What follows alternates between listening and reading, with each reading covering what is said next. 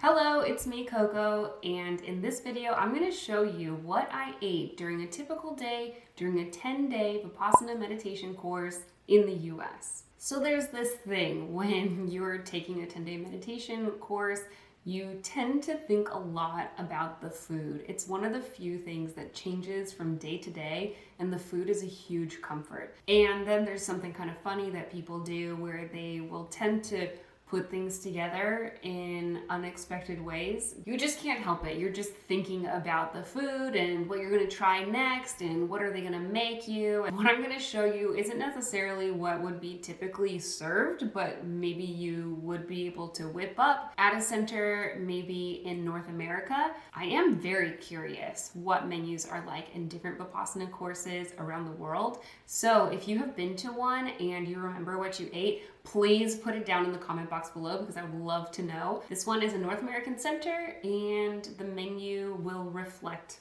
that much. So we're gonna start with breakfast. I don't know, it's kind of weird, but I still kind of super love it. Whenever I go to the meditation course, I make this like breakfast fiber slurry type of thing. So they usually make stewed prunes for breakfast, and basically all it is prunes that are slow cooked in water with like a stick of cinnamon or two, and they're so good. And those prunes are really meant to just like keep things moving during the course because you are presumably sitting for really long periods of time and not really moving a lot, so something's got to get it moving. So I take the stewed prunes, I put them in the cup, and I brew it with a bag of mint tea and a small scoop of Metamucil. So I really like the Metamucil because, again, it just always keeps it going. Just on a regular basis, I'm always just trying to get as much fiber as I can. And yeah, that is the weird breakfast slurry that I make. It tastes like citrusy and minty and sweet. It's like such a really unexpected blend of flavors. But yeah, it's my thing. It's weird. I like it. Deal with it. The other thing that I made for breakfast is also kind of not a typical menu item. It was concocted by another person who was volunteering at the Dhamma Center at the same time that I was volunteering there. And oh my gosh, it's so good, and it is nutritional yeast tomato toast. If you are the type of person that likes avocado toast, I think you will probably like the nutritional yeast toast. Okay, what you do is take a piece of toast, you put on a layer of earth balance, you salt the earth balance, and then add a generous layer of nutritional yeast on top. If you're unfamiliar with nutritional yeast, it's kind of like a powder that is really popular with vegans to season cheesy things because it has kind of a cheesy flavor. You should try it, but don't do what I did the first time I had nutritional yeast and just take a spoonful of it.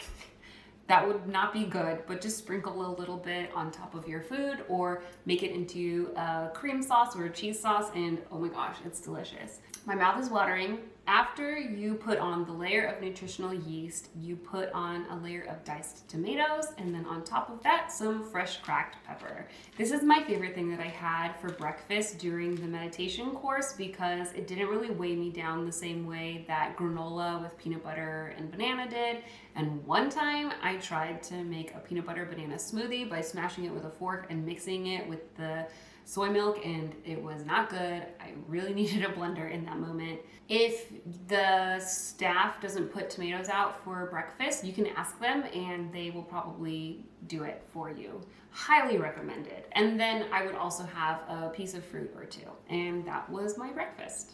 Lunch is the main meal of the day during a Vipassana meditation course. You'll usually have a whole salad bar with your greens. You'll have shredded beets, carrots, chickpeas, sunflower seeds, raisins, cucumbers, tomatoes, and cheese. The Dhamma centers are vegetarian, but they're not vegan. So a lot of times there is a vegetarian option and you have the option to add cheese or yogurt or milk or whatever to your diet.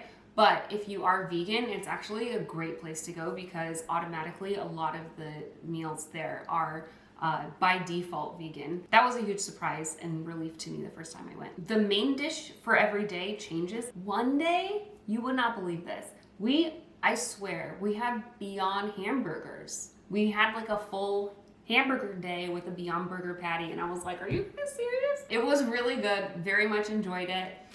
I definitely busied myself with trying to remember the entire 10-day menu, and these are some of the things that we had. Day 0, we had kale bean soup, then we had vegan lasagna, coconut curry, chili day, we had Beyond Burger day, tofu steak day with green beans, and then we had shepherd's pie. We had aloo matar, which is a curried potato and pea dish. It's one of my favorite foods ever. Love it.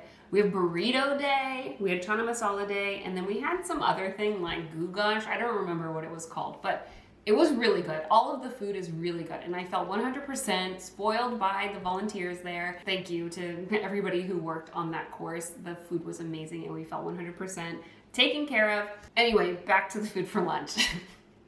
We have the salad bar, and then you have a main dish, and then usually a side dish that's kind of like a vegetable, and we have dessert. For dessert, when I was serving, it would kind of flip-flop between being fruit or being a baked good. But when I did my course, we actually got fruit and baked goods every day, and that was like crazy. So here's my lunch. It's shepherd's pie with a delicious, delicious, delicious nutritional gravy. This is one of the very few things that I asked for seconds for. And then on this side, I liked to have a little bit of salad with beet and carrot and a sunflower tahini dressing. Cucumbers to just be like a light palate cleanser. I don't even eat cucumbers in real life, like when I'm not at the Dhamma Center, but for some reason when I was there, I was really craving them. And on the side, I had a bowl of yellow squash soup.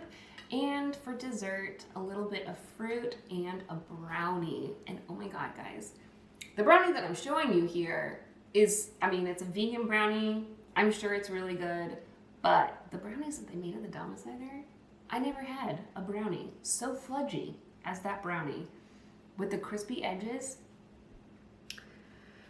Oh, so much mouthwatering. So one thing to get used to when you're doing a Vipassana course is dinner is really light. You actually don't need that much food. A lot of people say that 10 hours a day of meditation is the hardest thing about a Vipassana course, but in my experience, not overeating is one of the hardest things in the Vipassana course because the food is so good. At this particular center, they want to give a feeling of abundance, and so there's tons of food, so you never have to feel like you're not gonna get enough. My first course, I ate too much. My stomach was always this full, and then it's all rumbling and stuff, and I'm like burping.